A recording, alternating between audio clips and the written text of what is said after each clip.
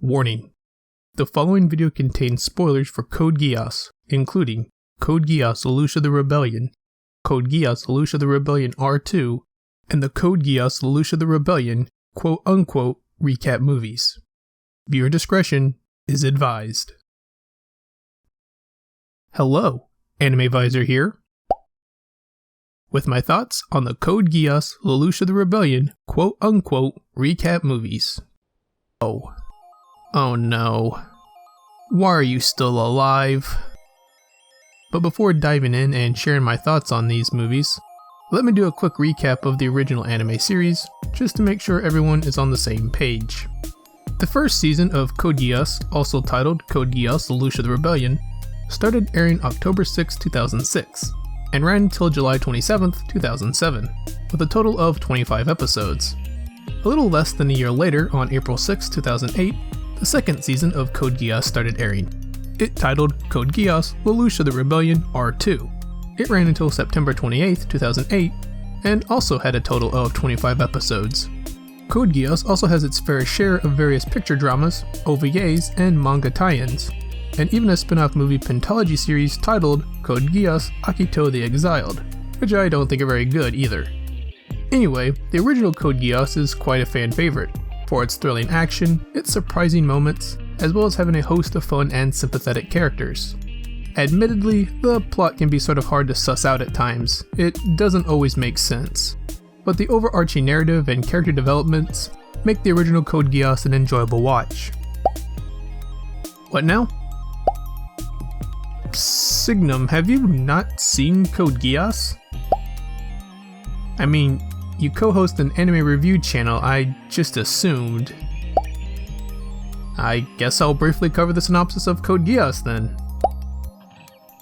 In the year 2010, the Holy Empire of Britannia is establishing itself as a dominant military nation, starting with the conquest of Japan, renamed to Area 11. After its swift defeat, Japan has seen significant resistance against these tyrants in the attempt to regain independence. In 2017, Lelouch Lamperouge, a Britannia student, unfortunately finds himself caught in a crossfire between the Britannia and Area 11 rebel armed forces. He is able to escape, however, thanks to the timely appearance of a mysterious girl named C2, who bestows upon him a Geass, the power of kings. Realizing the vast potential of his newfound power of absolute obedience, Lelouch embarks on a perilous journey as the masked vigilante known as Zero, leading a merciless onslaught against Britannia in order to get revenge once and for all. And as I mentioned before, the original series was quite a wild ride when it was all said and done. Honestly, for the most part, these quote-unquote recap movies do a decent job recapping the series, and I cannot stress for the most part enough. Because the first of these quote-unquote recap movies is a fairly well done recap movie. It's paced well, it sticks to the major plot points, it feels like watching a cut down version of the first 17 episodes or so of the first season. However, the second half of the second film is a hideously paced disaster. I watched the original series and I still found it a challenge to follow. The third movie has okay pacing, but still not all that good and essentially is just one big long battle. However, my core issue with these films, and why I refer to them as quote-unquote recap movies, is that they change a huge thing about a character, but it bears no consequence on the other characters or how anything plays out.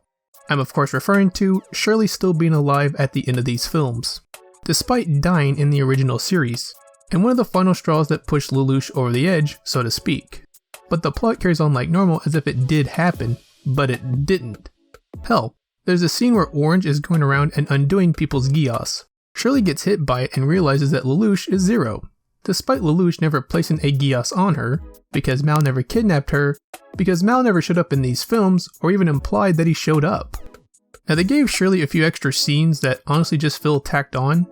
I assume that they are there to set up for whatever her role will be in the Lelouch of the Resurrection movie, which at the time this will probably come out, will only be in Japanese theaters about a month.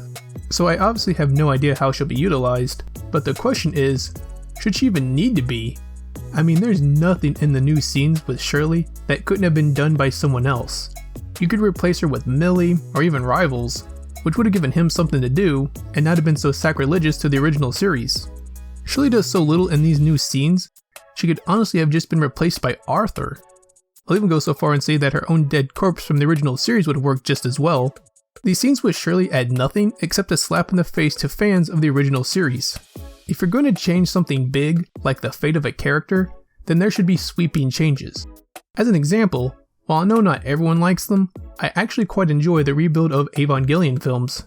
Mainly because, and I think we can all agree on this, it's definitely not the same. However, it still at times hits a lot of the same beats, notes, and themes, despite being vastly different from the original. Getting back to Code Geass, the biggest change with Shirley being there is her stealing Callan's monologue at the end of the movie, which would be another slap in the face to fans, and especially those, admittedly like me, who are fans of Callan. Because if you're going to tie a bow on the ending of a story full of war, bloodshed, would you cap it off with a person who stayed safe inside a school the entire time? Or would you want to hear the closing thoughts of a soldier who was on the front lines the entire time? Shirley did not earn the right to be addressing the audience on the world or the current state of things. She did nothing. As much as people dislike Mari from the Evangelion films, she at least can pull her weight in a fight. Shirley just walked around or sat in a room the entire time. Yep, she's the perfect person to talk about war and the state of the world. Also, just in case, I'm being sarcastic. She's the worst person to be talking about that subject matter. And these films as a whole have made me very trepidatious towards the Resurrection movie, which I had been somewhat excited seeing before watching these films. I'll probably watch Lelouch of the Resurrection at some point, but I'll be going in with very low expectations. I really wish if these movies were going to change something as big as Shirley being alive, there would have been some other side effects or outcomes throughout these films. However, the plot just goes on like normal. Then there's the whole pacing issue the second and third movies have, and while I initially enjoyed the first movie, I felt the other two just wasted my time and a bit of my sanity. With all that said, those are my thoughts on the Code Geass quote-unquote recap movies. Currently, I think they're only available on Blu-ray from Funimation, link in the description, as well as links to all three of my anime list pages, in case you're interested in a little more information. As always, I've been Anime VISOR. Thanks for watching, Callan is best girl, and good. How do you always pick the worst girl? Wait a minute, I thought you said you hadn't seen Code Geass. Memes? Goodbye.